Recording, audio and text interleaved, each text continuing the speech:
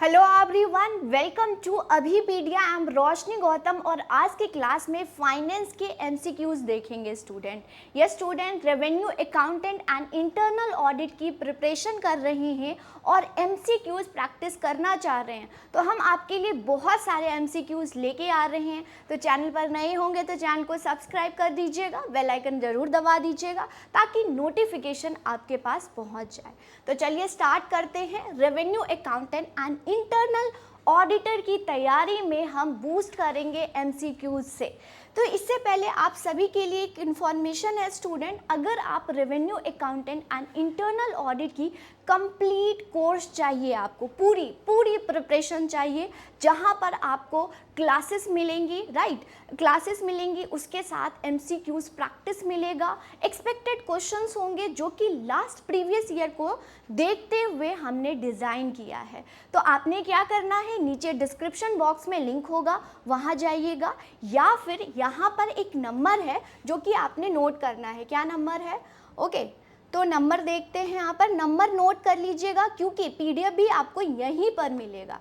तो नंबर है 7837773651। ओके, ये नंबर है, इसको नोट करेंगे और पीडीएफ भी आपको यहीं मिलेगा क्योंकि जो मैं क्वेश्चन करा रही हूँ उसके साथ बहुत सारे कंसेप्ट मैं आपको बताऊंगी। तो चलिए आज की क्लास को स्टार्ट करते हैं एंड वेरी फर्स्ट क्वेश्चन आपके स्क्रीन पर आ चुका है। तो क्वेश्चन फर्स्ट क्या बोल रहा है, which of the following is true about the primary and the secondary market. क्या सही है, कौन सा स्टेटमेंट सही है about the primary and secondary market. देखते हैं स्टूडेंट। तो अगर ए देखें option, the initial public issue are made in the primary market where as all subsequent issue are made in the secondary market। Option A है primary, B option है primary market are legal where as secondary market are not, ये बात है।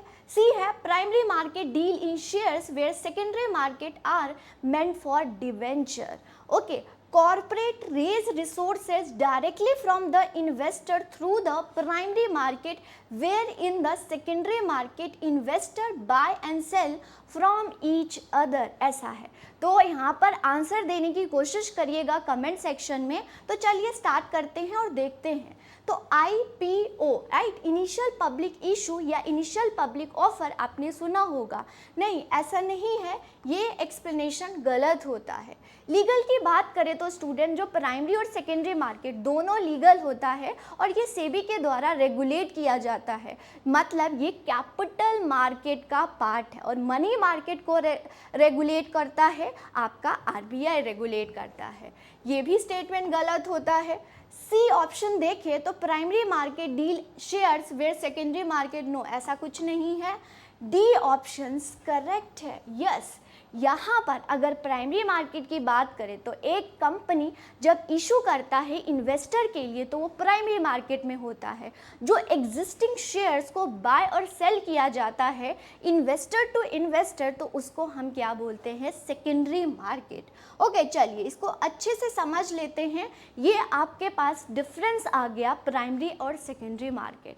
तो क्या बोल रहा है, प्राइमरी मार्केट में इशू होते हैं न्यू सिक्योरिटीज़, यहाँ पर एग्जिस्टिंग सिक्योरिटीज़ होता है, राइट।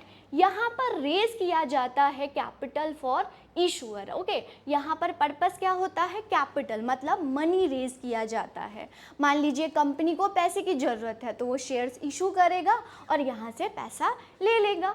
यहाँ पर आपको पास, मान लो कि आपके पास ऑलरेडी किसी कंपनी का शेयर है, मीन्स वो पेपर के फॉर्म में है, लिक्विड के फॉर्म में नहीं है, कैश के फॉर्म में नहीं है, और आपको कोई इमरजेंसी आ गई और आपको कैश के फॉर्म में चाहिए, तो क्या होगा, आप लिक्विडिटी पर्पस के लिए क्या करोगे, सेकेंडरी मार्केट में डील करोगे। लेकिन यहाँ पर कंपनी को पैसा चाहिए, राइट, पैसा चाहिए। फिर देखते हैं इशू कौन करता है, कंपनी और इन्वेस्टर दोनों कर सकता है। यहाँ इन्वेस्टर अमंग देमसेल्फ, मतलब कि इन्वेस्टर टू इन्वेस्टर यहाँ पर डील होता है जो ऑलरेडी शेयर्स हैं। सेट बाय द इशूअर, ये प्राइस बहुत इंपॉर्टेंट है, इसको ध्यान से समझिएगा। प्राइस यहाँ पर कौन सेट करता है, इशूअर, और यहाँ पर अंडर राइटर इशू करता है, मतलब कितने का शेयर होगा, एक शेयर का जो प्राइस होगा वो कौन डिसाइड करेगा, इशूअर। यहाँ पर मार्केट फोर्सेस मतलब डिमांड एंड सप्लाई के अकॉर्डिंग डिसाइड होता है। यहाँ न्यू सिक्योरिटीज इशू होते हैं और ये एग्जिस्टिंग होती हैं। ओके, कैपिटल फॉर्मेशन डायरेक्ट होता है, डायरेक्टली यहाँ पर पैसा रेज किया जाता है। यहाँ पर इनडायरेक्टली वे से होता है, कोई इस पर्पस से नहीं होता है कि हमने कैपिटल को ही रेज करना है। इसमें आईपीओ मतलब इनिशियल पब्लिक ऑफर, एफपीओ मतलब follow on public offer, right issue होते हैं। ये सब टाइप ऑफ प्राइमरी मार्केट है। यहाँ पर स्टॉक हो गया, बॉन्ड हो गया, उन सभी का लेन देन होता है, मतलब बाय एंड सेल होता है। यहाँ पर स्ट्रिक्ट रूल्स रेगुलेशंस होते हैं, यहाँ पर फेयर ट्रेडिंग प्रैक्टिसेस होती हैं, बट यहाँ पर भी रेगुलेट कौन करता है, सेबी करता है।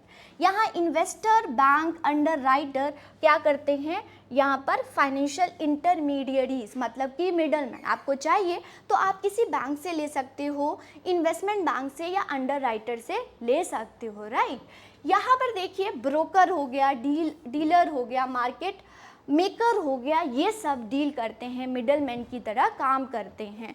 यहाँ पर रिस्क बहुत होता है, किसमें, प्राइमरी मार्केट में बहुत हाई रिस्क होता है, क्योंकि हमें कंपनी के बारे में नहीं पता, क्या पता वो ऊपर उसकी प्रॉफिट भी हो सकता है, लॉस भी हो सकता है, लेकिन नॉर्मली इसमें रिस्क कम देखने को मिलता है। तो होप आपको प्राइमरी और सेकेंडरी मार्केट अच्छे से समझ आ गया। चलिए इसी के साथ नेक्स्ट क्वेश्चन पर मूव करते हैं एंड नेक्स्ट क्वेश्चन आपके स्क्रीन पे आ गया है। चलिए इसका जल्दी से कमेंट सेक्शन में आंसर दीजिएगा।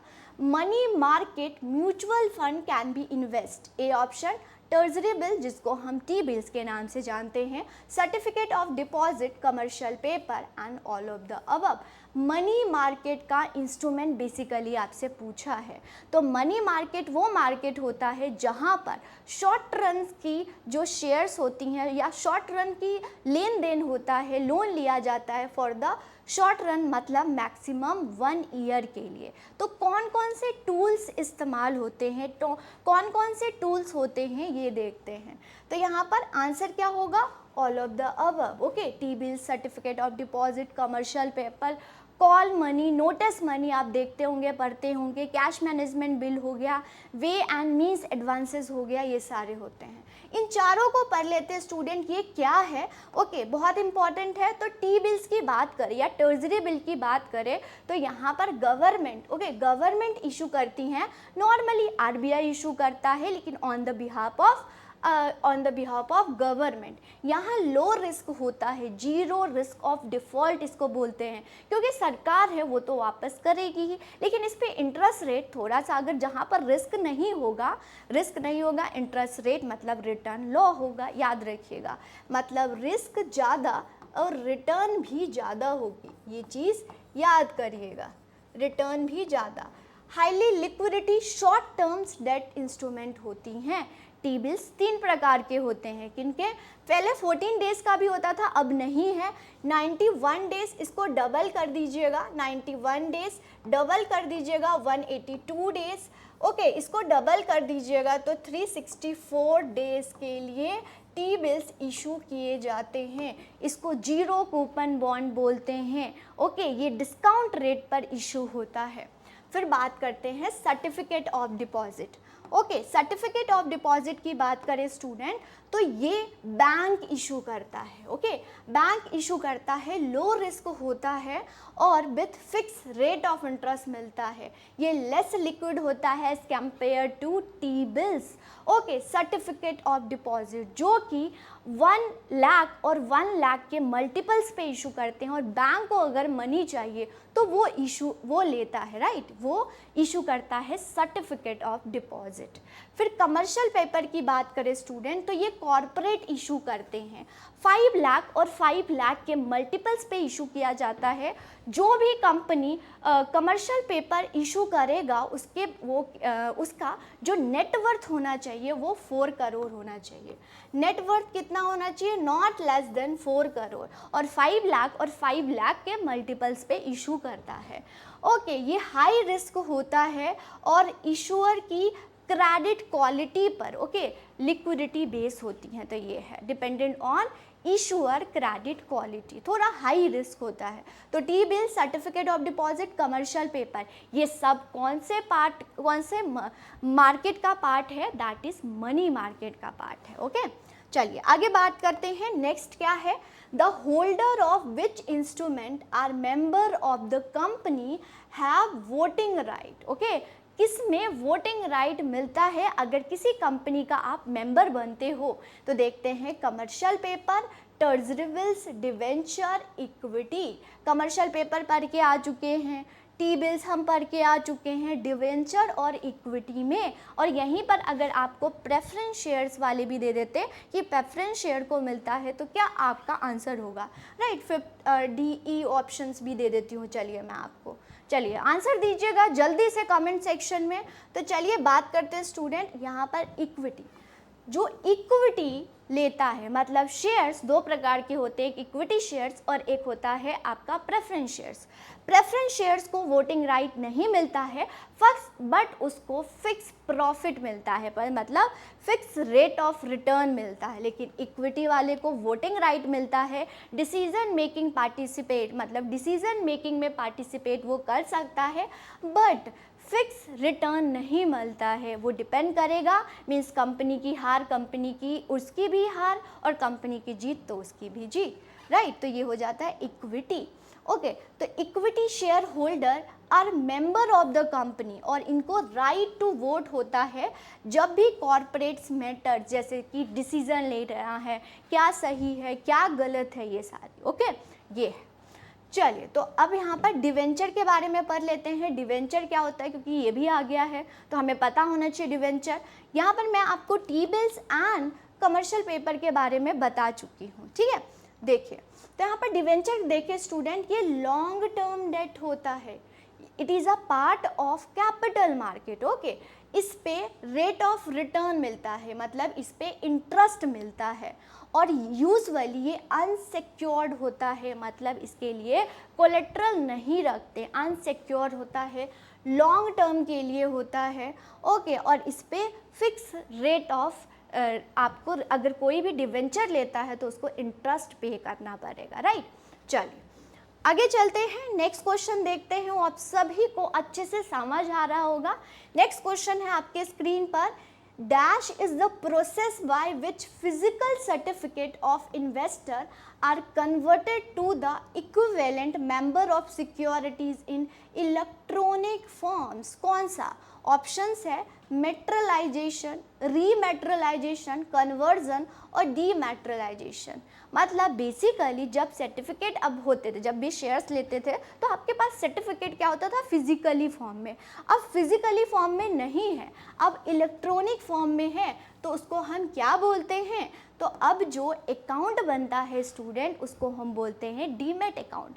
आप ऑनलाइन रजिस्टर करते हो और इसको डीमैट अकाउंट बोलते हैं, और इसी को बोलते हैं डीमेट्रलाइजेशन। ओके, डीमेट्रलाइजेशन ये क्या होता है? जो कि फिजिकल पेपर फॉर्म, बहुत ज़्यादा इसकी डिफ़िकल्टी थी। ओके, बहुत ज़्यादा प्रॉब्लम था, तो हम ऑनलाइन फॉर्म लेके आ गए जहाँ पर ऑनलाइन बाय और सेल होगा जितने भी शेयर्स होते हैं। ओके, तो इलेक्ट्रॉनिक बुक कीपिंग होगी। ओके, यहाँ पर इसमें से क्या हो जाएगा? फ़ायदा हो जाएगा, इसको बोलते हैं डीमेट्रलाइजेशन। फ़ायदा ये होगा उसको कैरी करना इजी हो गया, स्टोर करना इजी हो गया है। ओके, आपके पास मतलब कि पहले इतना कुछ आप करते थे, आपको जहाँ मतलब मान लो कि कोई शेयर्स लेना होता था उस प्लेटफॉर्म में जाते थे, और आजकल तो बहुत हर कोई ही इन्वेस्टमेंट कर रहा है। ये 1996 ईयर में आया था। ओके, तो इसको डीमैट अकाउंट बोलते हैं। ओके, तो ये सिक्योरिटी बोर्ड ऑफ इंडिया के द्वारा इंट्रोड्यूस किया गया था 1996 में। ओके, और ये डीमैट अकाउंट बेसिकली जब आप ऑनलाइन बाय और सेल करते हो शेयर्स को तो उसको बोलते हैं डीमेट्रलाइजेशन, और अकाउंट बनाते हो तो डीमैट अकाउंट बोलते हैं। चलिए अब बात करेंगे नेक्स्ट क्वेश्चन में, SEBI act was pass in. SEBI act कब पास हुआ था? तो 1988, 1990, 1991, 1992, कब हुआ था? एक्ट पास पूछा है, इंट्रोड्यूस नहीं पूछा है। अगर इंट्रोड्यूस पूछता तो कोई और आंसर होगा। अगर यहाँ पर पास पूछा है मतलब एक्ट बन चुका है, एक्ट बन चुका है मतलब स्टैट्यूटरी बॉडी बन चुका है, लीगल बन चुका है। अगर सेबी बोलेगा ये चीज़ लागू होना चाहिए तो होगा, राइट? तो ये चीज़ बात है। तो यहाँ पर देखिएगा स्टूडेंट, बात करते हैं सिक्योरिटी। सेबी का फुल फॉर्म है security exchange board of India. पहले इसका नाम था controller of capital issue. 1947 act के थ्रू आया था। 1988 में हमने सेबी को इंट्रोड्यूस किया, लेकिन ये नॉन स्टैट्यूटरी बॉडी आई, राइट? नॉन स्टैट्यूटरी मतलब कोई इसकी बात को कोई मान भी सकता है, नहीं भी मान सकता है। लेकिन आजकल आप देखोगे तो सिक्योरिटी मार्केट बहुत अच्छे से चल रहा है। डिफ़ॉल्ट कम हो गए हैं, ट्रेडिंग की सेटलमेंट भी बहुत जल्दी होने लग गया है, T+1 डे। और अभी ही न्यूज़ में आया है कि सेबी ने बोला है 1 आवर ट्रेड सेटलमेंट करेंगे। तो ये सब किसके द्वारा? सेबी के द्वारा। तो बहुत अच्छा काम सेबी कर रहा है, ये रेगुलेटरी बॉडी। तो सेबी जो एक्ट है वो पार्लियामेंट के द्वारा 1992 में लाया गया and it is a autonomous और स्टैट्यूटरी पावर इसको मिल गया है, मतलब 1992 में। अगर यहाँ पर आंसर देखिएगा, right?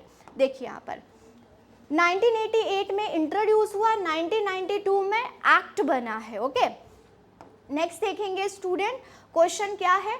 Sensex is a index of, okay, एक प्राइजेस, आपके शेयर्स की, कंपनी के जितने भी शेयर्स की प्राइजेस होते हैं उसको दिखाता है, तो उसको बोलते हैं सेंसेक्स। या निफ्टी आपने सुना होगा, तो किसका है? ओके, ये बॉम्बे स्टॉक एक्सचेंज है, नेशनल स्टॉक एक्सचेंज है, कोचिंग स्टॉक एक्सचेंज है, नन ऑफ दीज है।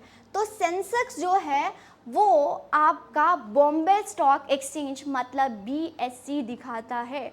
यहाँ पर 30 कंपनीज, वैसे तो बहुत सारी कंपनीज रजिस्टर होती हैं ये स्टॉक एक्सचेंज में, लेकिन जो टॉप कंपनीज होती हैं, टॉप 30 कंपनीज होती हैं, उसके प्राइजेस को दिखाता है BSE। ओके, BSE दिखाता है और उस प्राइसेस के इंडेक्स को हम सेंसेक्स बोलते हैं, राइट? निफ्टी भी होता है, वो कौन दिखाता है? National stock exchange. Okay, national stock exchange ये 50 कंपनीज के इंडेक्स को दिखाता है, ये 30 कंपनीज के इंडेक्स, टॉप कंपनीज के इंडेक्स को दिखाता है। अगर बात करें BSE की, तो ये ओल्डेस्ट और लार्जेस्ट स्टॉक एक्सचेंज है इन इंडिया। इसमें सारी कंपनीज, अब ये क्यों रजिस्टर होता है स्टूडेंट? ताकि लोगों को जो इसमें इन्वेस्ट करते हैं, जो शेयर्स खरीदते हैं, उनको ट्रांसपेरेंसी हो कि एक्चुअल में कंपनीज कितनी वर्थ है, उसकी मार्केट कैपिटलाइजेशन कितनी है, राइट? ये सब है। चलिए आगे चलते हैं, नेक्स्ट क्वेश्चन करेंगे। Bull and bear are, bull and bear क्या होता है? Ordinary investor, government agency, speculator and money lender. Bull आपने सुना होगा, बुल एंड बियर क्या होता है? तो ये स्पेकुलेशन मतलब ये स्पेकुलेट करता है प्राइजेस को, इंक्रीज भी हो सकता है, डिक्रीज भी हो सकता है। तो चलिए जान लेते हैं ये क्या होता है। अगर बुल की बात करें तो बुल जो क्या बताता है, इन्वेस्टर को बिलीव होता है कि फ्यूचर में, ओके, फ्यूचर में जो स्टॉक की प्राइस है वो राइज होने वाला है। ओके, उसको बिलीव होता है। बुल मतलब बुल मार्केट क्या होता है कि फ्यूचर में प्राइस हाई होने वाली है, स्टॉक जो है वो हाई जाने वाला, तो उसको बुल बोलते हैं। बियर क्या होता है? जब इन्वेस्टर को लगता है कि वहाँ पर वो स्पेकुलेट करता है कि प्राइस लो होगा इन फ्यूचर, तो हम उसको बियर बोलते हैं, बियर मार्केट। देखिए, प्राइस हाई तो बुल और प्राइस डाउन तो बियर। ओके, तो प्राइजेस को देखता है और ये फ्यूचर है। स्पेकुलेशन क्यों है? क्योंकि यहाँ पर स्पेकुलेट करते हैं, हाई भी हो सकता है, लो भी हो सकते हैं, इन्वेस्टर के द्वारा स्पेकुलेट किया जाता है कि हाई भी हो सकता है, लो भी हो सकता है। तो बेसिकली रिस्क, स्पेकुलेशन क्या होता है? स्पेकुलेशन में एंगेज्ड होते हैं जो कि बुल और बियर भी हो सकता है। प्राइस हाई भी जा सकता है, स्टॉक की प्राइस हाई भी जा सकती है, लो भी जा सकती है, एनीथिंग्स ओके, तो इसके high risk of financial transaction होता है, वो हाई रिस्क मतलब कि वो इन्वेस्टमेंट करता है, क्या पता बहुत ज़्यादा प्राइस चले जाए और हम क्या पते बने करोड़पति बन जाए, राइट। बेसिकली स्पेकुलेट किया जाता है, स्पेकुलेटर को ऐसे ही बोलते हैं, वो रिस्क टेकर होता है, राइट। ये है इम्पैक्ट। इम्पैक्ट जो कि एक्शन, इम्पैक्ट एक वर्ड आप समझ लीजिएगा, एक्शन मतलब आपने कोई एक्शन लिया, okay. The impact of bull and bear significantly impact market volatility होती हैं, मतलब कि आपने उस पर क्या इम्पैक्ट किया, आपका क्या एक्शन हुआ, क्या आपका रिएक्शन हुआ against the bull and bear, okay. तो ये होती हैं, तो उसको हम इम्पैक्ट बोलते हैं। होप आप सभी को अच्छे से समझ आया। नेक्स्ट देखते हैं स्टूडेंट। ओके, तो आज इतना ही क्वेश्चन है, लेकिन नेक्स्ट क्लास में और भी मैं क्वेश्चंस लेके आऊँगी और भी कंसेप्ट लेके आऊँगी, तो आपके लिए बहुत इंपॉर्टेंट होने वाला है।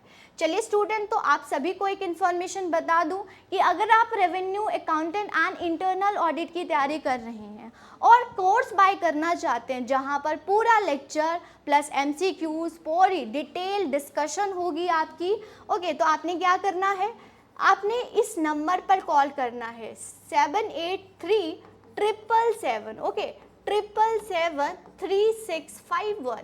इस नंबर पर PDF भी मिल जाएगा, जितने भी एक्सप्लेनेशन आज की क्लास में मैंने कराया, प्लस आपको सारे PDF या फिर कोई भी आपको डाउट होता है रिगार्डिंग कोर्सेज तो आप इस पर पूछ सकते हैं। ओके स्टूडेंट, तो आज की क्लास को हम यहीं पर एंड करते हैं, लेकिन मैं और भी जब तक एग्ज़ाम नहीं होता है मैक्सिमम से मैक्सिमम हमारी पूरी टीम अभिपीडिया की टीम आपके लिए लेके आएंगी, तो बने रहिएगा अभिपीडिया के यूट्यूब चैनल और आप कोर्सेज को भी बाय कर सकते हैं। ओके, तो आज के लिए thank you, all the best, तैयारी करते रहें।